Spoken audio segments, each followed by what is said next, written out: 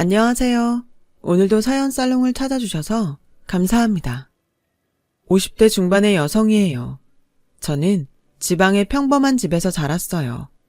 아버지는 회사원이었고 엄마는 가정주부였어요. 남동생과 저는 부유하지는 않아도 크게 어려운 것 없이 자랐어요. 저는 공부보다는 친구들과 어울리는 걸 더 좋아했어요. 동생은 공부를 곧 잘해서 고등학교를 서울에 있는 외고로 갔고요. 저는 집하고 가까운 데에 배정받은 고등학교를 다녔죠. 부모님은 남동생을 자랑스럽게 여기셨어요. 하지만 그렇다고 해서 저를 남동생과 비교하지는 않으셨어요. 엄마는 늘 제게 사람은 각자 잘하는 걸 타고나는 법이야. 형준이는 그게 공부인 거고 윤정이 너는 사람들하고 잘 어울리고 성격이 좋잖아. 라며 저의 좋은 점을 칭찬해 주셨어요. 아버지도 마찬가지였고요. 그 덕에 저는 기죽지 않고 당당하게 자랄 수 있었어요. 엄마가 동생 뒷바라지 때문에 서울에 갔을 때도 아버지가 그만큼 저한테 잘해주려고 하셨고 엄마도 수시로 전화해서 저를 챙겨주셔서 섭섭하다는 생각을 해본 적이 없었어요. 저는 지방에 있는 대학에 합격했어요. 제가 특별히 가고 싶은 과가 있었던 건 아니라서 성적에 맞춰서 간 거였는데 그래도 합격하니까 기분이 좋았죠. 엄마 아빠도 동생도 축하해주고 잘했다고 격려해줬어요. 대학에 가서 저는 취미로 할 만한 활동을 찾다가 골프 동아리를 들어갔어요. 제가 성격은 활발해도 뛰고 땀 흘리는 건 좋아하지 않았기 때문에 골프는 걷다가 공만 치면 될 것 같아서 사람들도 만나고 좋겠다 싶었죠. 운동은 생각보다 쉽지 않고 필드를 돌아다니는 것도 만만치는 않았지만 여러 분야의 사람들을 만날 수 있어서 너무 좋았어요. 집은 부유한데 성적 때문에 지방대학에 와서 골프 동아리에 온 애들도 있더라고요. 그 중에서 수도권 부동산 정보를 잘 아는 애들이 몇 명 있었어요. 부모님이 그쪽 분야에서 일한다고 하더라고요. 저는 그 애들이 하는 얘기들이 재미있어서 자주 어울렸어요. 우리 집이 그런 투자를 할 돈이 있는 건 아니었지만 제 귀에 부동산 정보가 그렇게 쏙쏙 들어올 수 없었어요. 저는 계속 호기심이 생겨서 부동산 책도 사서 보고 혼자서 근처 부동산에 들어가 보기도 했어요. 그러다 보니 중개사분들하고 친분도 생겼고 그분들도 제가 부동산에 관심을 갖는 게 신기하고 귀엽다며 저한테 잘해주시더라고요. 제가 그렇게 대학 생활을 지내는 사이에 동생은 서울의 명문대 법학과에 합격해서 장학생으로 학교를 다니고 있었어요. 부모님은 동생에게 많은 기대를 하셨죠. 저도 동생이 자랑스러웠고요.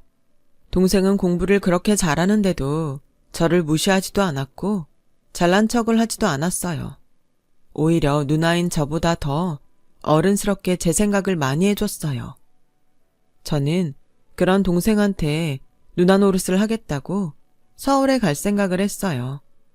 하지만 제 학벌로 서울에 취직을 할 수 있을지는 알 수 없었죠. 그래도 사람 일은 모르는 거니까 일단 취직할 곳을 알아보기로 했어요. 제가 취직하려고 백방을 뛰어다니자 골프 동아리 친구 한 명이 저를 불렀어요.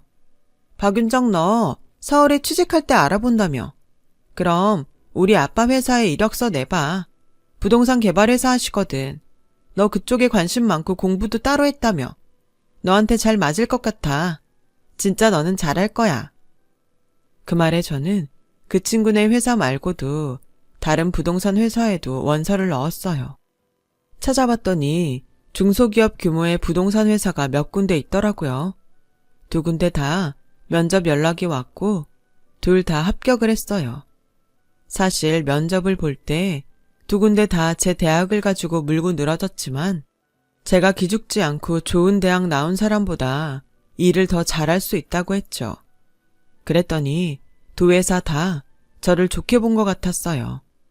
저는 친구네 회사에 가기로 했어요. 친구가 있어서는 아니고 두 회사를 비교해 봤는데 사원 복지도 그렇고 회사 자산도 친구네 회사가 더 좋았거든요. 친구도 제가 자기네 회사에 온다며 되게 좋아하더라고요. 제가 서울에 올라오자 엄마는 이제 안심이라며 저와 동생이 한 집으로 이사하는 걸 보고 아빠한테 내려가셨어요. 회사 일은 재미있었는데 무엇보다도 사수와 함께 현장에 가는 일이 좋았어요. 사람들을 만나고 이야기를 하며 협상을 끌어내는 걸 좋아하다 보니 이 일이 딱 제 천직처럼 느껴졌어요. 그렇게 일에 빠져서 지내다 보니 입사한 지 2년이 넘었더군요. 저는 그 무렵에 투자처에 계시는 분한테 남자를 소개받게 됐어요. 그 남자는 제 동생과 과는 다르지만 같은 대학을 나와서 좋은 회사에 다니고 있었어요. 저는 동생과 같은 대학을 나왔다는 사실만으로도 친근감을 느꼈어요. 남자는 제가 성격이 밝고 자신감이 있는 게 마음에 든다고 했어요. 저는 그 사람이 냉철하고 지적인 게 끌렸고요. 남자 부모님은 부동산 쪽에 투자를 하셔서 꽤 많은 돈을 모았다고 하더라고요. 남자는 넉넉한 가정에서 자라서 그런지 취향이 고급스러웠어요. 저한테는 그런 것도 매력적으로 느껴졌어요. 지금 생각하면 좀 철이 없었던 것 같아요. 20대에 막 돈을 벌기 시작한 때라서 어린 마음에 부티나는 게 좋아 보였나 봐요. 저와 남자는 1년 반 정도 사귄 후 결혼을 하기로 했어요. 남자 어머니는 딱 보기에도 부잣집 만화님 같았죠. 머리끝부터 발끝까지 명품으로 감싼 데다가 똑똑해 보이기까지 했거든요. 그분은 제가 부동산 회사에 다니는 게 마음에 들었다고 솔직하게 말씀하시더라고요. 우리 재성이 정도면 더 좋은 신부감도 찾을 수 있어. 그건 윤정 씨도 인정하지? 그래도 윤정 씨가 땡땡 회사에 다니니까 그거 하나 본 거야. 그 회사가 그쪽 업계에서는 탄탄하고 괜찮은 거 우리도 잘 알거든. 우리도 며느리한테서 원하는 거 얻을 수도 있고 윤정 씨도 우리 아들 좋아해서 결혼한 거니까 서로 좋잖아? 라고 하는 게 계산적으로 들리기는 했지만 말투도 그렇고 행동도 굉장히 교양 있었죠. 시댁분들이니까 좋게 보이려고 노력했습니다. 상견례 때 부모님한테도 예의에 어긋나는 행동은 없었거든요. 하지만 결혼하고 보니 시어머니는 학벌을 엄청 따지는 사람이었어요. 동생은 그렇게 좋은 대학 가서 사법고시도 패스했다며 너는 왜 지방대를 나왔어? 집이 어려워서 네가 동생 위해서 희생한 거야? 그런 게 아니면 학교 다닐 때 공부 되게 안 했나 보네. 머리가 나쁜 건 아닌 것 같은데? 라고 친척들이 있는 데에서도 거침없이 말하곤 했어요. 처음에 한두 번은 그러려니 했는데 시어머니 친구분들이 제 앞에서도 학벌을 가지고 뭐라고 하니까 기분이 좀 안 좋았어요. 어머니, 제가 재성씨보다 학벌 안 좋은 건 사실이지만 그래도 이제 남들 앞에서 그만 말씀하셨으면 좋겠어요. 제가 못 다닐 학교 나온 것도 아니고요. 나름 그래도 공부하는 애들 간 대학이에요. 그리고 저 거기 나왔어도 회사 잘 취직해서 다녔고요. 어머니가 자꾸 그러시니까 제가 마음이 안 좋네요. 뭘 그런 걸 가지고 그래. 내가 없는 말 한 것도 아니잖아. 나는 네가 결혼 잘했다는 얘기를 한 거야. 다른 뜻 없어. 네 학벌로 우리 재성이처럼 좋은 대학 나온 사람 만났으면 시집 잘 온 거잖아. 내 말이 틀렸어? 너 그거 다 자격지심이고 열등감이야. 고쳐야 돼. 어머니, 저 열등감 같은 거 가져본 적 없어요. 제 동생이 저보다 좋은 대학 다닌다고 기죽어 본 적도 없고요. 어머니가 너무 제가 나온 대학을 안 좋게 얘기하시잖아요. 저는 그거에 대해 말씀드리는 거예요. 그게 열등감이라고. 너는 아니라고 생각하지만 네 무의식 중에서 네가 열등하다고 느끼니까 기분이 나쁜 거야. 시어머니는 대학 순위가 중요한 사람이니 저도 그럴 거라고 마음대로 생각하는 거였어요. 말이 안 통하는 게 너무 답답했지만 어쩔 수 없다고 생각하고 넘어갔어요. 그렇게 신혼을 보내고 결혼 1년이 좀 안 됐을 때 저는 아이를 가졌고 10달 후 아들을 낳았어요. 친정 식구들은 첫 아이라고 기뻐하셨어요. 시댁에서도 좋아했지만 아들이 태어났다는 걸 엄청 강조했어요. 요새 아들, 딸 다 공평하다고 하지만 그래도 아들이지. 내가 회사랑 동생 빼고는 별 볼 일 없나 보다 했는데 네가 우리 집 와서 복이 붙은 것 같다? 시어머니는 축하한다는 말도 참 기분 나쁘게 하더라고요. 그걸 또 얘기하면 제가 자격지심 때문에 그런다고 할 게 뻔해서 별 말을 하지는 않았어요. 시어머니하고는 얘기를 하면 할수록 저만 답답해졌거든요. 그런데 제가 산후조리를 마치고 집에 왔더니 시어머니가 희한한 말을 했어요. 아이 키우면서 일하는 거 정말 힘든 거야. 그러니까 양육은 우리가 맡아서 할 테니까 너는 몸 잘 추스리고 건강 챙겨라. 그래야 출산휴가 끝나고 회사 가서 일할 때 편하지. 말씀은 감사한데 저 괜찮아요. 그리고 저희 회사가 출산휴가로 쉰다고 해도 복직이 쉽지 않다는 얘기도 있고요. 지금 당장 회사 갈 수 있는 게 아닌데 아이는 제가 봐도 돼요. 그럼 이렇게 하자. 네가 아이 엄마이긴 해도 교육은 우리가 시킬게. 그게 서로한테 더 좋지 않겠니? 처음에 저는 무슨 말을 하는지 몰랐어요. 그래도 아들인데 똑똑하고 리더십 있게 잘 키워야 되는데 지방대 나온 엄마가 그걸 감당할 수 있겠어? 애가 마음에 그늘 없이 크려면 좋은 대학 나온 사람들 사이에서 당당하게 커야 되는 거야. 얘 우리 집 손자다. 이것만큼은 내가 절대 양보 못해.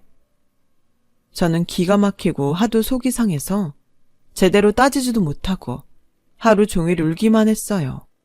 저녁에 집에 온 남편은 그런 저를 보더니 엄마가 키워주신다고 하면 우리도 편하고 좋지 뭘 그래. 그냥 좋게 생각해.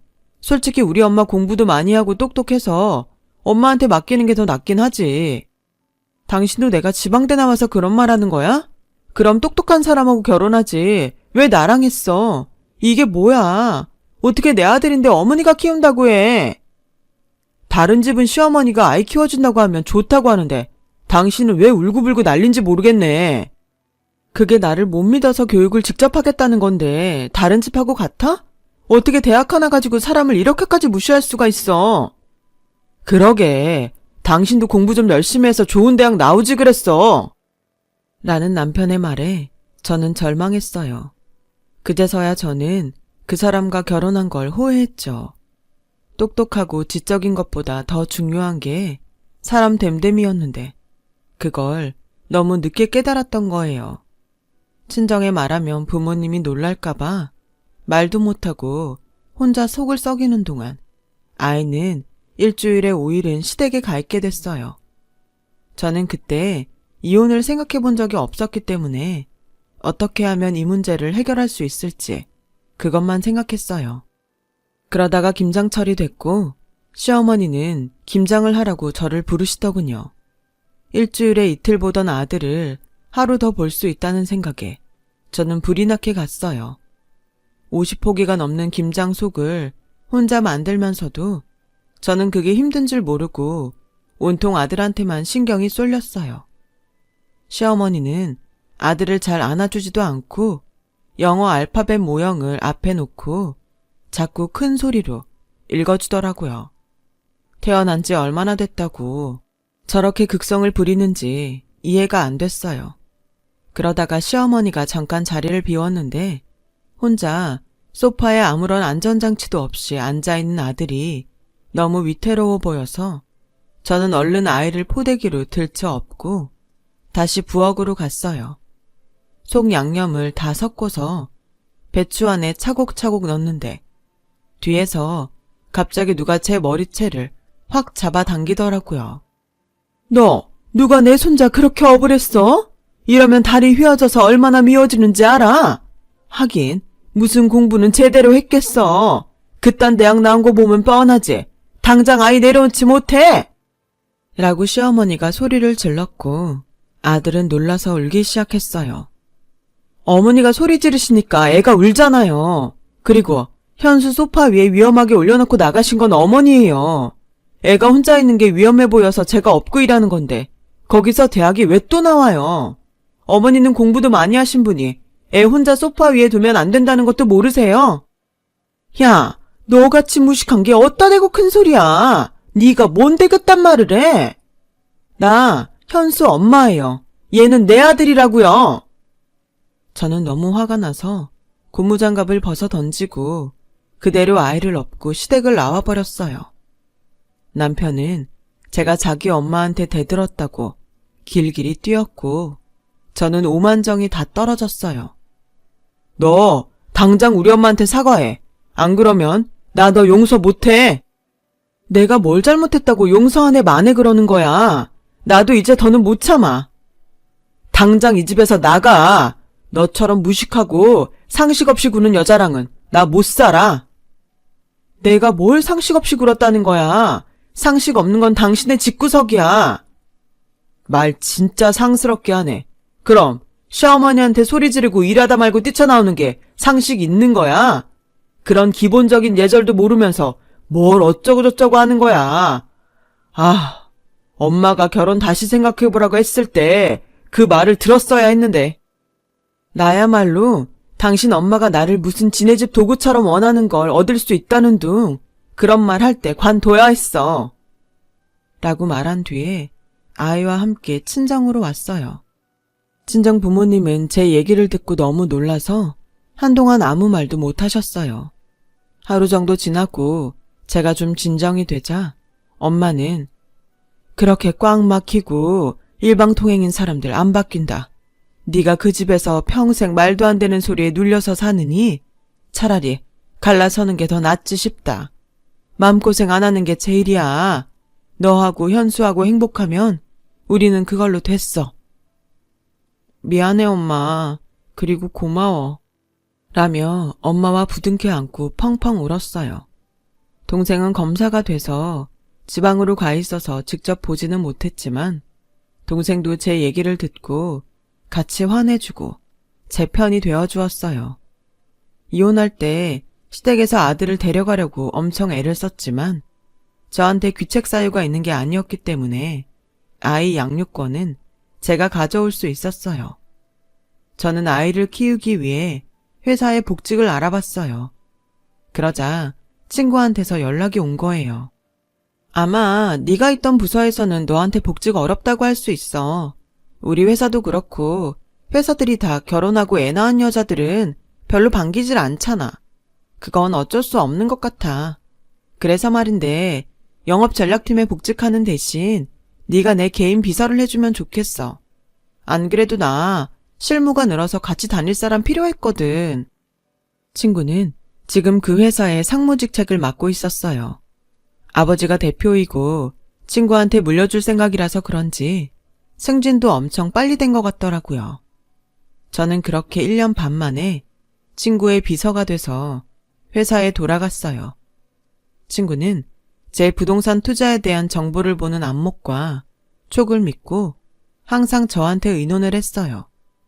저도 믿어주는 친구가 고마워서 더 열심히 공부하고 분석해서 정확한 예측을 하려고 노력했고요. 그렇게 열심히 한 덕에 제가 추천해서 투자한 곳들이 좋은 성과를 냈어요. 친구는 회사에서 공개적으로 제 능력을 칭찬하고 제가 인정받을 수 있게 해줬어요. 저는 친구의 추천으로 새로운 개발 상권을 위해 만든 특별팀에 팀장으로 뽑혔어요. 회사에서도 제 능력이라면 맡겨볼 만하다며 잘 해달라고 했고요. 저는 밤낮으로 그 일에 매달렸어요. 아이는 거의 친정 부모님이 돌봐주셨죠. 저는 적정한 금액의 좋은 자리를 계약했고 거기에 우리 회사 건물을 짓게 됐어요. 좋은 가격에 분양도 마쳤고요. 그 자리가 교통요지라서 금세 값이 오르기 시작하더군요. 그 일이 잘 된 덕에 저는 영업전략부장으로 승진했고요. 그렇게 되기까지 10여 년의 세월이 흘렀죠. 그러던 어느 날 저는 헐값에 나온 부지를 보러 갔어요. 위치도 나쁘지 않고 건물도 괜찮은데 왜 그렇게 싸게 나왔는지 궁금해서 중개사한테 물어봤죠. 여기 주인이 어디서 사기를 당해가지고 돈을 홀딱 까먹어버렸지 뭐예요. 그러게 욕심을 좀 부렸어야지. 싼 값에 수도권 노른자 땅을 살 수 있다는 말에 완전 넘어갔는데 요즘 수도권 싼 데가 어딨다고. 아무리 개발이 덜 된 데라도 그렇지. 그렇게 오래 이쪽 일로 돈 벌었어도 너무 욕심을 부리면 판단력이 흐려져요. 사람이 한순간에 무너진다니까요. 저는 일단 회사로 와서 좀 더 분석을 해본 다음에 그 부지를 살지 결정하기로 했어요. 개발은 이미 들어간 곳이었기 때문에 어느 정도 오를 만큼 오르긴 했지만 지금 부른 가격이면 나쁘지 않을 것 같았어요. 그래서 거기 주인을 만나서 확실히 그 가격에 팔 건지 알아보기로 했죠. 아니나 다를까 중개사를 통해서 저희가 만나자고 했더니 살 마음이 있다는 걸 눈치채고 가격을 올려서 불렀다고 하더라고요. 근데 그 가격이 좀 세서 저희한테는 메리트가 없을 것 같아서 매입을 포기하겠다고 알렸어요. 그러고서 며칠이 지난 후 제가 밖에 있는데 사무실로 그 부지 주인이 찾아왔다는 연락을 받았어요. 제가 실무자 중에는 직위가 제일 높으니까 저를 꼭 좀 만나서 얘기를 하고 싶다고 했다는 거였어요. 저는 볼 일을 다 본 후에 사무실로 돌아가서 그 사람을 만나기로 했어요. 사무실에 들어간 저는 그 부지 주인을 보고 놀랐어요. 바로 전 시어머니였거든요. 토지 대장에 있던 주인 이름은 시어머니가 아니라서 어떻게 된 건가 했더니 자기 여동생 이름을 빌려서 차명 소유를 하고 있었던 거였어요. 네가 여기 실무자 중 제일 높다고 해서 꼭 너를 만나게 해달라고 했다. 이렇게 다시 일을 한 줄 알았으면 진작에 연락을 했을 텐데 이제라도 알게 돼서 정말 다행이야. 저는 그쪽이 실소유자인 거 알았으면 만나지도 않았을 거예요. 그리고 차명 소유권은 골치 아파서 거래 안 합니다. 꼭 그렇지만은 않잖아. 나도 이쪽 일 많이 해봐서 잘하는데 뭘 그렇게 말해. 그러지 말고 우리 부지 매입 다시 생각해주면 안 될까? 내가 금액은 조금 낮출 의향이 있어. 글쎄 저희 회사는 그런 땅 거래 안 한다고요. 그리고 조금 낮출 의향이 있긴 뭘 있어요. 우리 회사에 못 팔면 다른 데에 팔지도 못할까봐 이렇게 직접 찾아와서 부탁하면서도 자존심을 세워요. 이쪽 일 많이 해봐서 잘 안다고요. 저는 부장을 그냥 친구 백으로 단 줄 아세요? 저 예전에 덱한테 애 맡길 때처럼 호락호락하지 않아요. 그러니까 그만 돌아가세요. 라고 말하자 시어머니는 제 앞에서 손을 모으며 빌다시피 했어요. 제발 이렇게 부탁할게. 우리 좀 도와줘, 윤정아. 아니, 부장님 다시 한번 검토해 주세요. 자꾸 이러시면 경비 부를 거예요. 그러니까 좋게 말할 때 가세요. 그제서야 시어머니는 어쩔 수 없이 사무실을 나갔어요. 하지만 다음 날에도 또 찾아왔고 그래도 안 되자 그 다음 날에는 전 남편과 같이 왔더라고요. 이렇게 만나게 될 줄 몰랐네. 잘 지낸 것 같아서 다행이다. 다름이 아니라 엄마한테 들었겠지만 지금 우리 집 형편이 좀 그래서 우리 건물 부지를 니네 회사에서 샀으면 좋겠어. 가격대는 우리가 맞춰볼게. 지금 그쪽에서 가격을 맞춰본다는 말을 할 때가 아니죠. 차명 소유인 것도 문제고 맞춘다는 가격도 문제인데 대체 우리가 뭐가 좋다고 그 부지를 사야 되죠? 그리고 우리가 만나자고 하니까 값을 올렸죠? 그런 사람들하고 뭘 믿고 거래를 합니까? 라고 차갑게 말하자 남편은 정말 그런 문제 때문에 그래? 예전에 우리랑 안 좋은 감정으로 헤어져서 그런 게 아니고? 사업을 사적인 감정으로 하는 건 아마추어나 하는 짓이야. 지금 어디서 누구를 가르치는 거예요? 저 이 회사 영업 전략부장이에요. 그쪽이야말로 지금 사적인 감정에 매달려서 저한테 부지 팔아보겠다고 하는 거잖아요. 아니, 좋은 대학 나온 똑똑하신 분들께서 왜 사기를 당했대요? 사기친 사람은 어디 유학이라도 갔다 온 사람인가 보죠? 저는 지방대 나와서 그런 말로 하면 넙죽 살 것 같던가요? 댁들 같은 사람 보고 바로 헛똑똑이라고 하는 거예요. 말도 안 되는 소리 그만하고 둘 다 돌아가세요. 라고 하자 남편은 전보다 주눅이 든 목소리로 그렇게 들렸다면 미안해. 그런 게 아니고 공과 사를 잘 구별하자는 뜻이었어. 공과 사는 그쪽이 구별 못하고 있잖아요.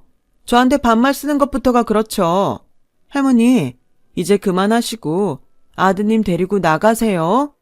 자꾸 이러시면 차명 소유에 대해서 검찰 조사받게 할 거예요. 제 동생 지금 검사예요. 아시겠어요? 라고 하자 두 사람은 기가 팍 죽어서 제 사무실에서 나갔어요.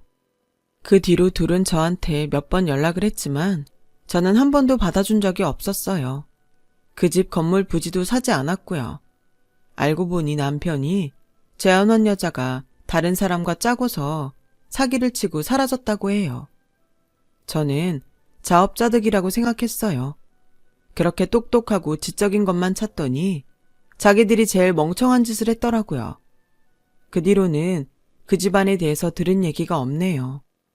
저는 뒤늦게 재혼을 했고 남편이 데리고 온 아들과 제 아들은 형제로 사이좋게 잘 자라주었어요.